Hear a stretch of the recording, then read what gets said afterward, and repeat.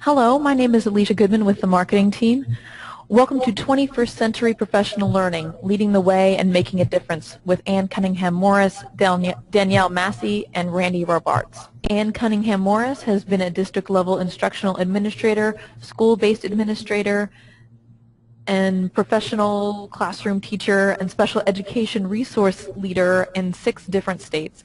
During her 30-year career, she has been an adjunct professor for several universities and an educational consultant to many school systems throughout the world in the areas of curriculum development, designing effective professional development programs, instructional leadership, assessment literacy, instructional best practices, and supporting high academic achievement for diverse student populations. Ann Cunningham-Morris is presently Director of Professional Learning Services for ASCD and a member of the ASCD Faculty. Daniele Massey has more than 12 years of experience as a classroom teacher, virtual teacher, mentor, instructional coach, teacher leader, and educational consultant at the school, district, state, and national levels. Massey was the Department of Defense Education Activity 2013 Teacher of the Year and joined the National Network of State Teachers of the Year to empower teachers, leaders, and community members to advocate for an engaging learning environment for all students. Massey is presently a Regional Implementation Manager for ASCD and an ASCD faculty member. And last but not least, Randi Robarts has 20 years of experience in education. Her public education experiences range from classroom teacher to school-based administrator and central office administration. She has served as a district coordinator, providing district structure and direction for several large professional learning initiatives impacting district, school, and classroom levels. She has also been a special education coordinator at the district level and a project leader for a district-wide inclusive practices initiative. Robarts is presently a regional implementation manager for ASCD and an ASCD faculty member. So I'm going to pass it over to Danielle to take it away. We want to make sure that 21st century professional learning really emulates what good 21st century learning is. Critical thinking, problem solving, and all the other things that we ask students to do, we want our professionals to do. We want teachers and leaders to do as part of their professional learning. We also want to make sure that the professional learning we design encourages knowledge sharing and that there's a community of practitioners working together using a variety of approaches, including digital, virtual, and blended professional learning approaches. All of the research tells us that effective professional learning emphasizes collaboration and reflection. And too often in education, we kind of leave that out of the picture. So as you're moving forward with designing your 21st century professional learning for this school year, you want to make sure that that is built in and that it's job embedded, that it's built into what teachers and leaders naturally do during the day. You can find the time to do that in a variety of ways through places and times and schedules that you already have in place for this year. We'll talk a little bit about how that can happen as we move forward. Finally, you want to make sure that your professional learning plans and the professional learning you design is actually scalable and sustainable. And what does that mean? It kind of means that you have to provide the follow-up for any professional learning experience. You can't expect teachers or leaders to attend a workshop, go away, come back to their place of business in their school and apply it automatically. So you have to have things in place to assure that the professional learning is continuous. So what are the best practices that we should include as we move forward with designing our professional learning for this school year and as we and in later years? Well, first of all, it's got to be results driven. And we'll talk a little bit about what those results are. But we have to make sure that we're focused on measuring the impact of the professional learning. How do we know that it's making a difference? We also have to assure that it's differentiated. Just as we ask our teachers to differentiate learning in the classroom, we have to differentiate professional learning. And as leaders and those who design professional learning, we often forget that, and we still are too often taking the one-size-fits-all approach for professional learning. So that's crucial as you move forward with your 21st century professional learning practices. And actually using a variety of approaches, including digital and virtual, as well as blended, can help with that differentiation. I already alluded to a little bit the need for extensive follow-up. And you'll see as we move forward, there's an implementation dip as teachers are learning new practices. So if we don't have that extensive follow-up, we're not going to change practice. Most importantly, and we know that this is a trend throughout the country, actually throughout the world, a real focus on developing teacher leader experts and making sure that those teacher leader experts are the ones that help to lead the learning, lead the professional learning in their schools and with the teams that they impact.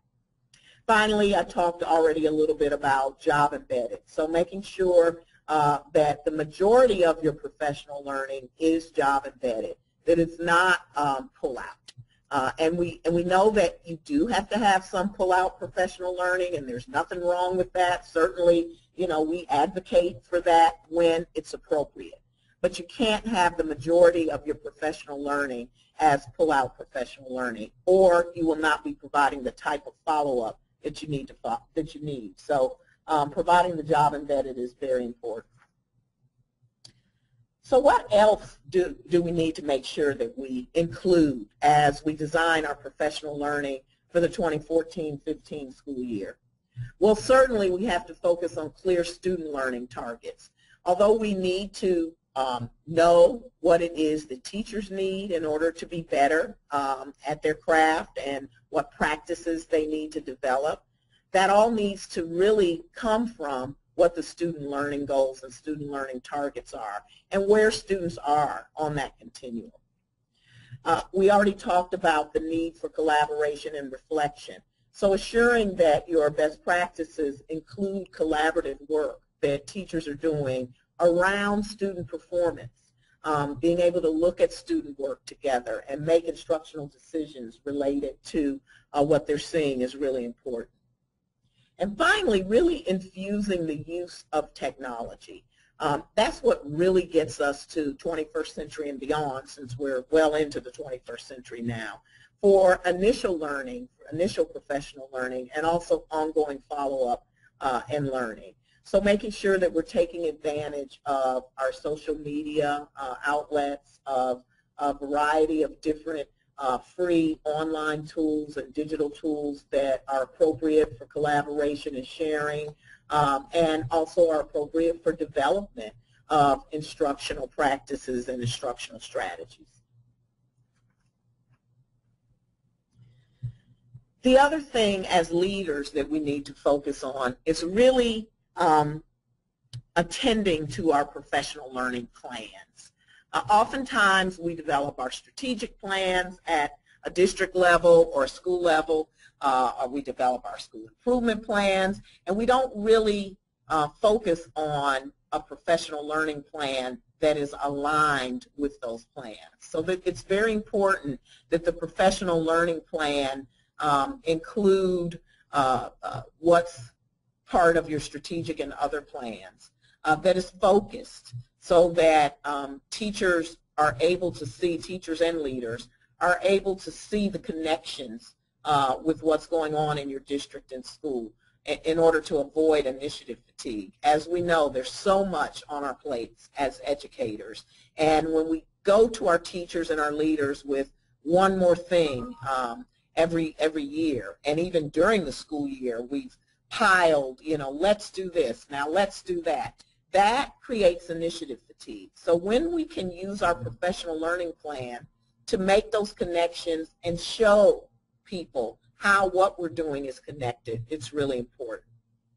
Finally, making sure that your professional learning plan includes differentiated approaches and provides choice to teachers and leaders as to how they're going to access the professional learning, and that you do that by using a needs assessment so that you're not guessing, you're not having teachers and leaders volunteer for what they need and the choices they need to make and how they'd like to receive their professional learning, but you're actually using a needs assessment to do that.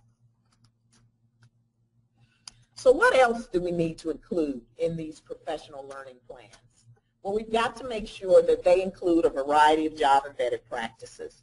So how are we going to make sure that the professional learning the teachers and administrators are involved in during their school day really makes a difference and is something that they need, and it's going to make things move forward in the school and in the district.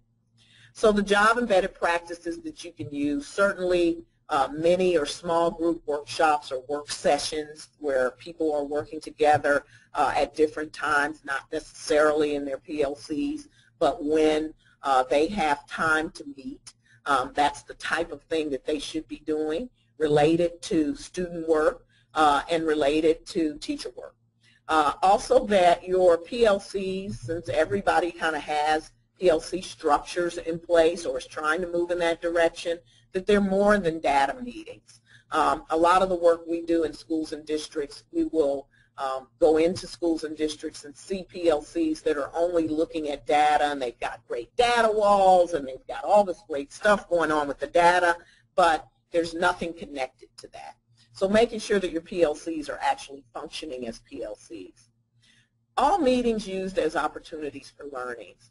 I alluded to this a little bit earlier when we talked about when you have your team time, when you have department time, when you have grade level meetings and faculty meetings. All of those should be used as opportunities for professional learning rather than times of sharing administrivia. Think of many other ways that you can share news or you can share what needs to happen in your building so that when your teachers and leaders come together, it actually is for professional learning. Using virtual and face-to-face time to work together to develop units, lessons, and assessments and making sure that that's collaboratively done is certainly a part of what needs to be built into your professional learning plan. And the use of web tools and virtual professional learning options all need to be built into that plan.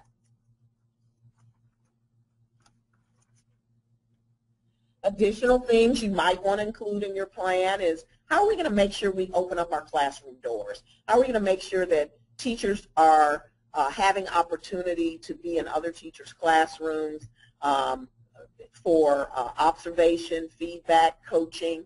How are we going to assure that we have demonstration classrooms and demonstration labs so that our experts in the building, we know who they are and teachers can work together to learn from each other? Making sure that you have selected specific protocols for examining student work and teacher work. We often advise districts and schools to choose 2 protocols for examining student work and 2 protocols for examining teacher work that will be used excuse me, during the school year. Finally, I think one of the most important things that teachers and leaders can do together is actually lesson study. Modified lesson study is great. It doesn't have to have some extreme big way of doing lesson study. As long as you're using the lesson study model of really looking at what students are doing. Finally, ongoing instructional and assessment planning is really important. So I'm going to turn it over to Randi now to really talk with you about job-embedded practices that you're using. Hi again. If y'all can just share some thoughts in the chat box of what kind of job-embedded practices you have used most in your school or district, depending what your role is. We'd like to hear from you. We're going to share some of the ideas that y'all have been doing. This might be workshops, this might be coaching, it could be professional learning communities. I'm going to give y'all a minute to just write some things in our chat box.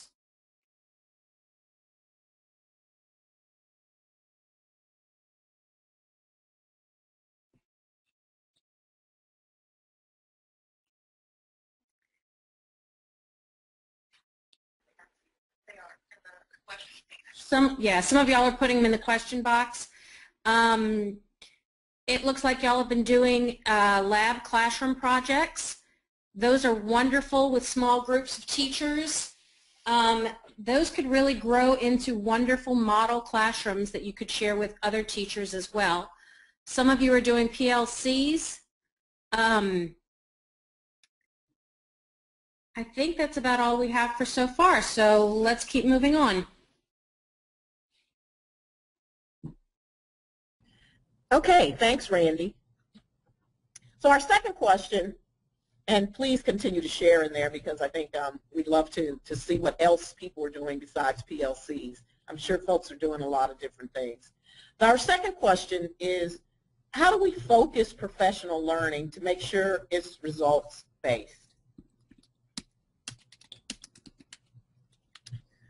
So when we talk about results-based professional learning, we really are focusing on determining the impact of that professional learning, judging whether it's successful or not. How do we know it's making a difference?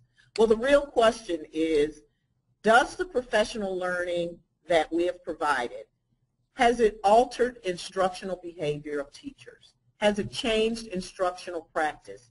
If we're working with leaders, has it changed leadership behavior and leadership practice? All with the bottom line of, has it changed it in a way that is really benefiting students? And there's ways that we can certainly collect this information. And we often don't think about professional learning results until after the fact, when really, as you're moving forward with your plans this year, you need to make sure that professional learning evaluation is built in before, as you move forward with that planning. So you're thinking about the results that you want to get and determining how you will evaluate the professional learning prior to the end of the professional learning, because your professional learning is ongoing. So we've always focused on level one, did they like it? Was it, if it was a workshop, were they satisfied? That's kind of where most of us have been stuck. A lot of times we'll do surveys that ask those questions, participant satisfaction. We'll also ask the level 2 question by asking folks, whether teachers or leaders, how are you going to use what you've learned, or how have you used what you've learned? All of this comes from the work of Thomas Guskey around professional learning evaluation. And he has 5 levels of professional learning evaluation. He also has allowed ASCD to add a level 6 to his 5 levels in our work in the field. And we'll talk about that as we get there. Level 3 of professional learning results really looks at what happened within the organization to contribute to the success or the lack of success of the professional learning. What type of support was provided organizationally, and that can be at the district or the school level. What type of changes occurred? Things like, have you altered the schedule to allow for teacher collaboration time? What type of support have leaders provided? How have policies changed to support teacher collaboration, reflection, teacher leadership? All of those things are really important for the success of professional learning. Level 4 looks at how are teachers or leaders actually using the new knowledge and skills and understandings that they've gained through the professional learning. What's going on in the classroom or in the school where we can see the application of their learning. So there are a lot of different ways that you have to gather that data, but it's certainly not through self-reporting.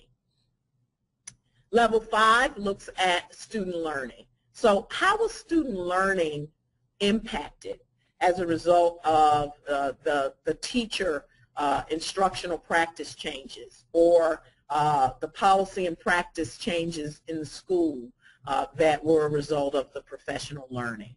And this isn't always related to standardized test scores. Certainly that's the value of examining student work. If we are learning about a specific aspect of an instructional practice and we really have spent some time making sure that those instructional practices are being implemented with fidelity in our classrooms, we're going to see that reflected in the student work. And so things like examining student work and examining teacher work can certainly help us look at student learning where it counts the most, and that's where it's closest to the classroom, so that as we're moving forward, we can make those changes that make a difference in student learning. Student learning outcomes might also be student attitudes, student behaviors. How have those things changed as a result of the professional learning?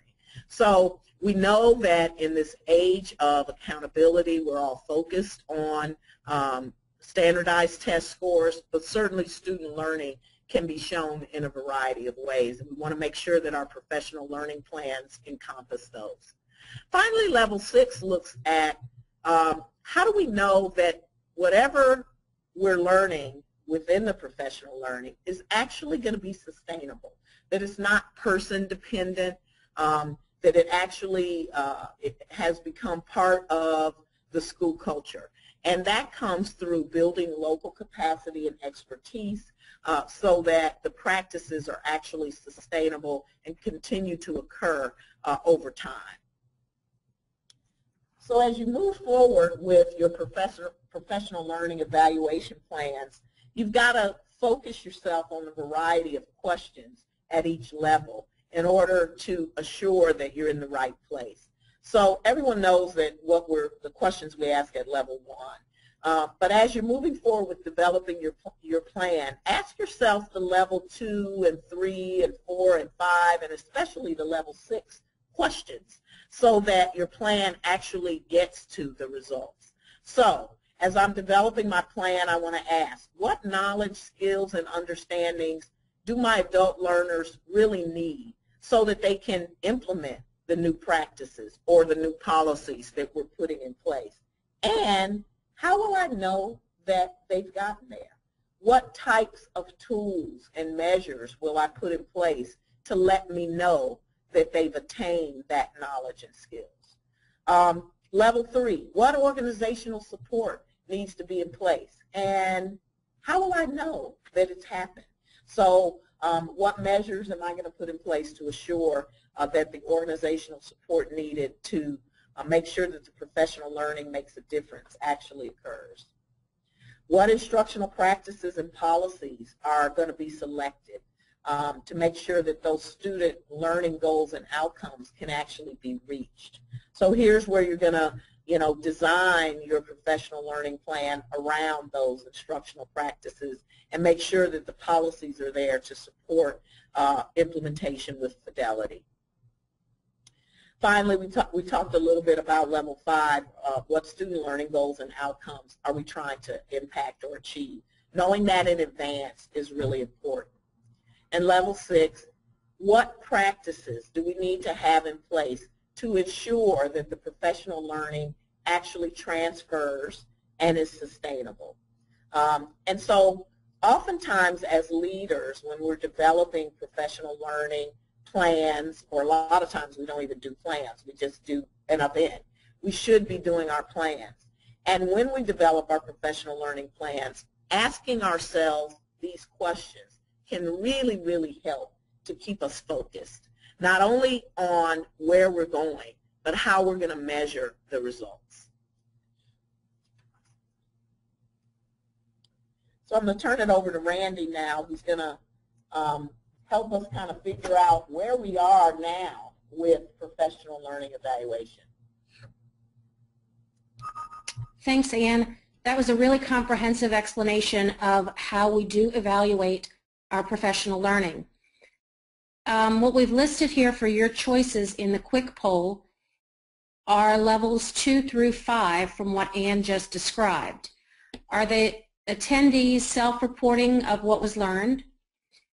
Are you evaluating the organizational support and change that is available? Are you evaluating the use of new knowledge and skills by those who attended the professional learning opportunities? Are you looking at data to determine if student learning outcomes have been affected? And are you working in some way to evaluate the capacity building sustainability within your district based on the learning opportunities that you've given to your participants.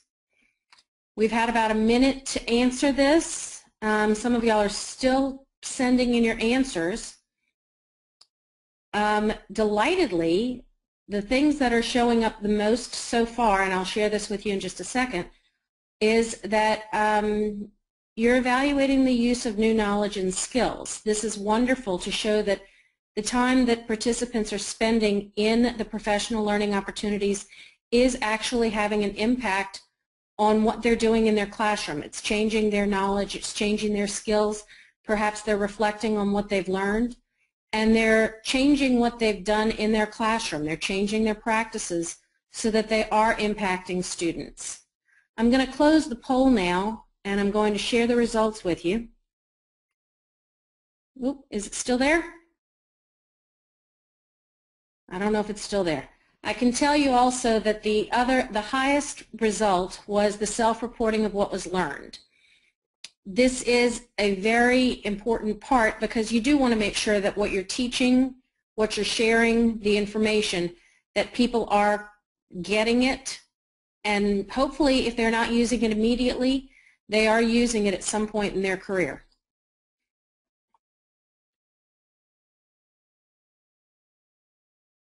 Ann? Thanks, Randy. You know, it's always interesting when we do that poll, whether we're doing a virtual session such as this or we're face-to-face. It's not unusual to see the highest percentage at that level too, because as educators, a lot of times that's what we've been taught to do. We kind of get stuck there. But to see so many of us actually beginning to gather data on what's happening in the classroom is really important. And now with you know, all of the focus on opening up classroom doors, whether it's through, you know, walkthroughs or instructional rounds or some other way that you're providing teachers the opportunity to support and learn from each other, it's only natural that we're going to start to see a growth in that use of new knowledge and skills and being able to gather data on whether that's actually happening.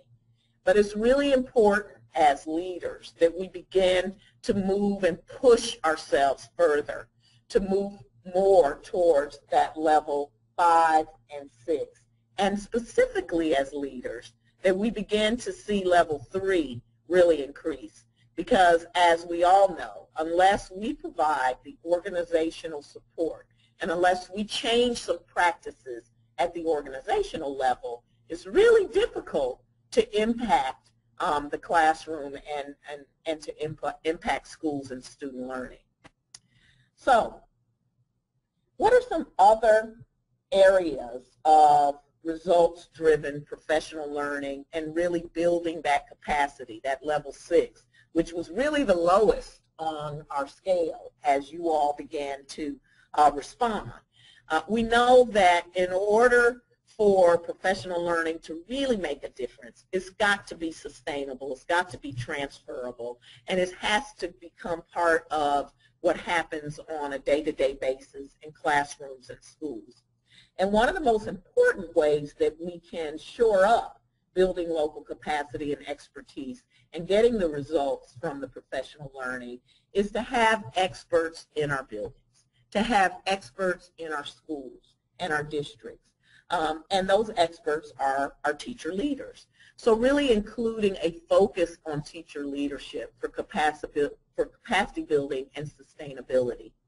And I often say that, you know, building teacher leadership isn't a phase and it's not a buzzword. And oftentimes throughout the country as we do our work, we see that, you know, there's a focus on teacher leadership, but there's a lack of focus on supporting their development. So we can't say, bless you, my child, you're now a teacher leader. We have to make sure that we have practices in place that support the development of teacher leaders so that we really are building our local capacity and expertise. And what does that look like? Well, what it means is that you've got to develop and spend resources on ensuring that teacher leaders are part of initial planning for professional learning, that they learn all about what is effective professional learning, what are effective job-embedded professional learning practices, how do I help to facilitate and lead those professional learning practices within my role as a teacher leader. How do I ensure that, that I can impact my colleagues both with face-to-face, virtual, and blended professional learning job-embedded experiences? How do I make sure that the ongoing support is there, the follow-up for professional learning is there, that collaboration and all the other things we talked about are supported? Teacher leaders should be the ones that have the lab classrooms and the demonstration classrooms in your schools and in your district. They should be the ones that are videotaped first, or that are making sure that there are video of themselves to share with their colleagues. Certainly leading those classroom visitations and providing feedback and coaching aligned to good self-reflection practices are really important for teacher leaders. But we have to help them learn how to do these things. So hopefully part of your professional learning plan is how you're going to provide development, support, and resources for teacher leadership to actually occur. And oftentimes that means that we have to provide them the time. So what does a teacher leader schedule look like? First of all, teacher leaders should be in the classroom, but they should also have time away from the classroom in order to hone their skills as teacher leaders and to support their colleagues. So all of those things should be part of your plan. So let's move on to question 3 now, and that's what's our role as leaders in building this capacity so that we can ensure that the instructional changes that we're trying to put forward through professional learning actually are sustained. We've talked about differentiated professional learning along the way, but how do you create that differentiation within your professional learning plans? It's so easy for us as leaders to get stuck on the one-size-fits-all. It's how we were taught. It's how we experienced professional learning. If you've been in education for, 15 or more years, that's really what your experience has been. So how do we now move towards differentiating professional learning and making sure that we're using those 21st century professional learning practices to differentiate our professional learning? So we like to make sure that we're helping leaders to see the various areas of differentiation. In other words, how do we know, where we're starting and what the end result should be, and that there are teachers and leaders at various points along that continuum. So first we've got awareness or introductory, and that means we want to make sure that all of our teachers and leaders are on the same page, that we're using the same language, we understand the new concepts and constructs, any terminology, that we all are speaking from the same book. And oftentimes when we design professional learning, this is where we start for everyone. And it shouldn't be where we start for everyone. There's always going to be some people that are at the awareness or introductory level, but there are always going to be people who already know some things. And so using technology to assure that we can get at folks that are at various levels of the continuum is really important. In other words, how could you use an online course to make sure that folks who needed the awareness level of any practice you're trying to introduce could get that, but there are people who are already aware and have already been doing some practice and are ready for implementation could get the support they need there. So beginning to think about our 21st century professional learning practices in that way is really helpful.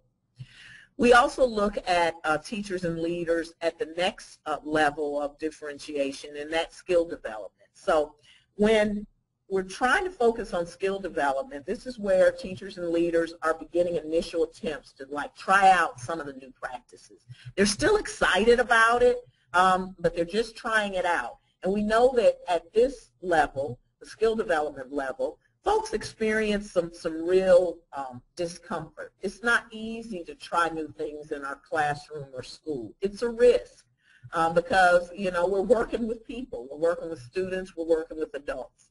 So being able to support folks at that skill development level and provide choice and experiences for them there is an important part of your differentiated plan. Being able to support our learners, adult learners, during that implementation stage, when they're making refinements, they're adjusting their instructional practices, they're still trying the things out, but they're kind of solving problems as they go along. We have to provide support for them at that stage. And finally, we want to get to institutionalization of practices.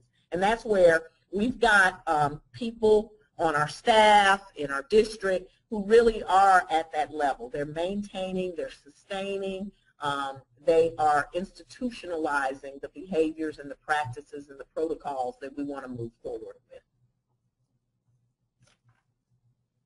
I always like to show this next visual because it's really important as we think about these stages. And it shows that implementation dip I referred to earlier. And it also shows that when we're focusing on professional learning and using professional learning to change instruction in the classroom, to change curriculum practices district-wide, whatever we're using it to change, we have to provide support at the implementation stage because that's where people just throw in the towel. They've tried things out, they've been excited, they've learned some new things, they've done a little bit of practice, and now they're at full implementation. If we don't provide the ongoing support, the coaching, the virtual support and learning that they need to assure that we're side by side with them during that implementation stage, we'll never get to institutionalization. And this is why throughout our time as educators, we keep seeing, the this too shall pass. This will go away. We've tried it. Nobody was there to help us really implement it. We didn't have the ongoing professional learning, the job-embedded approach, the virtual coaching, the social media to continue to support us. And so I'm just going to throw in the towel and go back to doing business as usual. So that's why the type of professional learning we've been talking about as leaders, it's really important for you to put that in place. Finally, the leader's role is to really focus on policies and practice that support some of those best practices we've talked about, especially teacher collaboration and reflection. And I want to say teacher and leader collaboration and reflection because oftentimes our professional learning is not just for teachers, it's also for leaders. So how do we make sure that as leaders who are designing 21st century professional learning, how do we make sure that those policies and practices actually support collaboration and reflection? Well, first of all, I talked earlier about selecting a couple of protocols for examining teacher and student work. And usually we say to a district or a school, just come up with two that people can select from district-wide as they move forward. It really helps because everyone's not all over the place. They're really focused on learning specific protocols, and those protocols really support collaboration and reflection. Assuring accountability for collaborative professional learning. I can't tell you how many times we work with schools and districts and they've got time for teachers to work together, but there's no accountability in place for making sure that happens. So that's really important. And then finally, of course, designating time during the workday for those professional learning experiences. So we've talked a whole lot about what you should do and what you can do. And so we'd like to leave you with how we can help you at ASCD. ASCD's professional learning services really focuses on a blended professional learning approach. And that means that along with our ASCD faculty experts, we focus on building local capacity and expertise by integrating face-to-face, virtual collaboration, and digital or online learning, structured around a specific content that you need.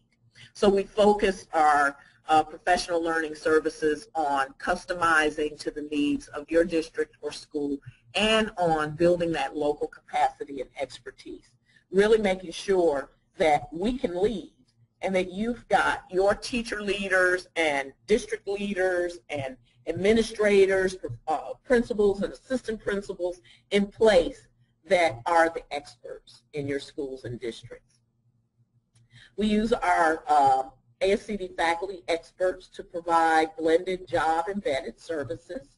And certainly this includes working with our online products integrated with face-to-face, virtual coaching and collaboration, which we provide, and we also support teacher leaders in learning how to provide virtual coaching and collaboration as well. Helping you and your teacher leaders learn how to use social media tools for ongoing follow-up and support, and how to apply that measurement of impact to those social media tools. Too often, you know, a lot of times we're on, whether we're on Twitter or we're on, you know, we're using other social media tools, we don't apply the how do we know it's making a difference. So making sure we rein those things in to apply best practices to those things are actually really important, and that's part of what we can help you do. We also provide, as you know, face-to-face job-embedded professional learning services with the use of our ASCD faculty experts. That can look any way it needs to look for your school or district, and that's why the word customized is so important. So we might work with you on developing plans and implementing them for coaching your teachers or leaders, certainly using our ASCD faculty experts to support the development of demonstration classrooms, to provide model lessons, real-time feedback, and to really support the PLC structure and facilitation of those PLCs. Not by doing it, but by assuring that the capacity is built within your school and district to do that well with your teacher leaders and your school leaders and district leaders as well. And finally, of course, providing workshops to make sure that everyone's on the same page with the same content. And using our digital tools is really an important part of blended professional learning, as well as customized sustainability and transfer. So I'm going to turn it over to Danielle now to talk about how we can support you with that, as well as looking at some of our additional resources.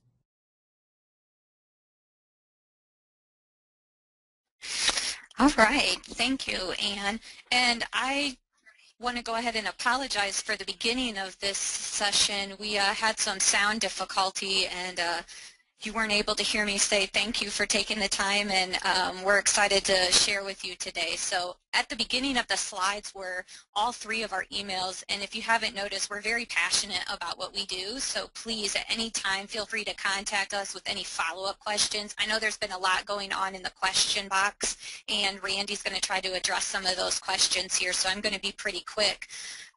Again, feel free to contact us in the future. Here is an example of a PD online course. I'm sure you've taken or are familiar with an online course, so it's set up very similar and is also mobile friendly because we know we're always on the go. It's set up into modules. It's very flexible.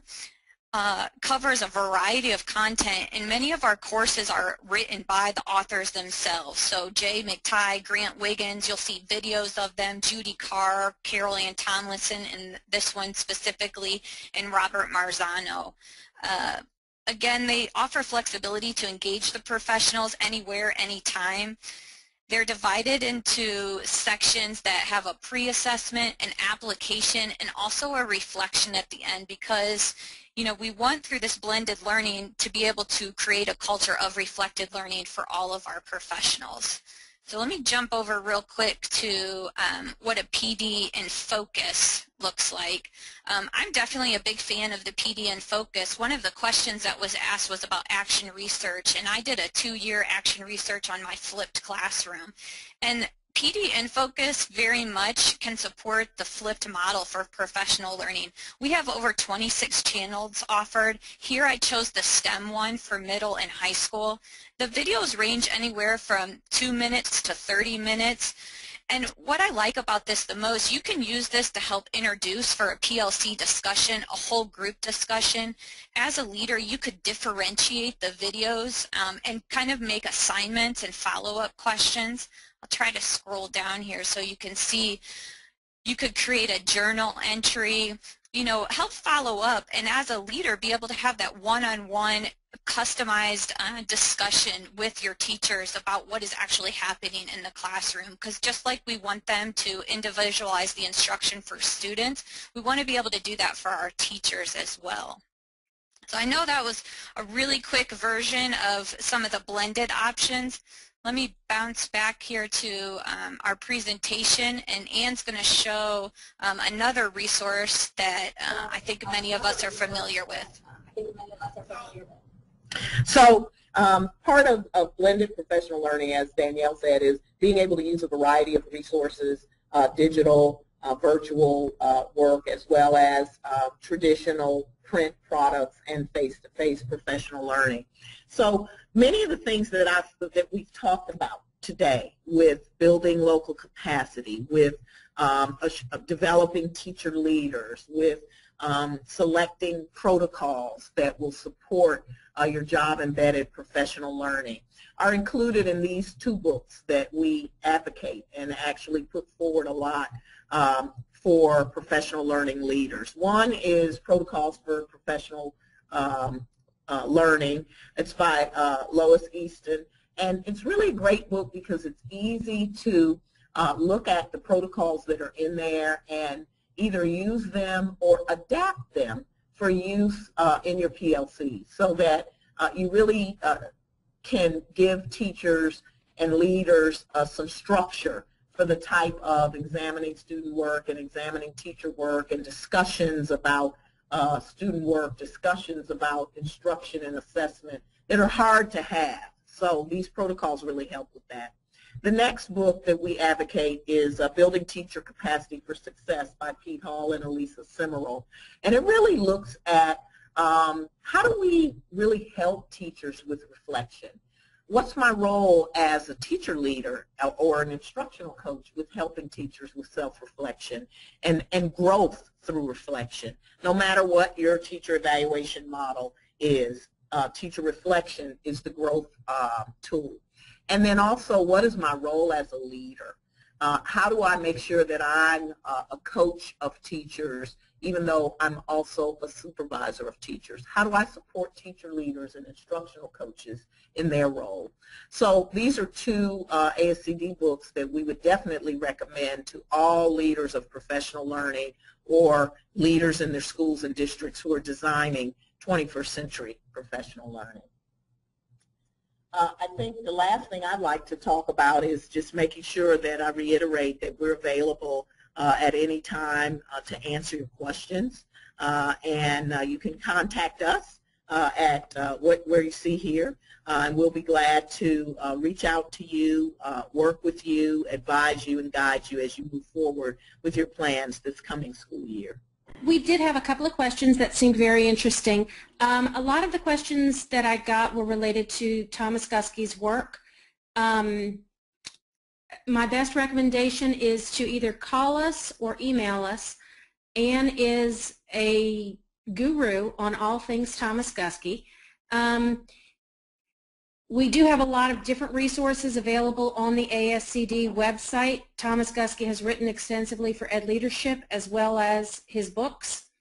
If you go to ascd.org, you can find, just plug in his name and you can find a lot of his work.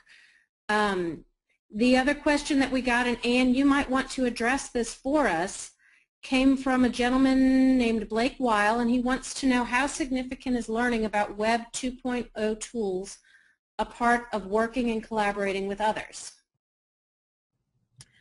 Thanks, Randy. I'll quickly answer that question. I actually think it's very significant because collaboration in this day and age really is effectively done using web tools. And that if we just stick to face-to-face collaboration, we're not opening up our teachers, our staff, or ourselves to the wealth of knowledge that's out there. Collaboration with technology and with virtual tools is, in my opinion, imperative to moving our schools forward. Thank you very, very much for giving us a little bit of your afternoon today. We enjoyed having you, and ASCD will gladly welcome you again.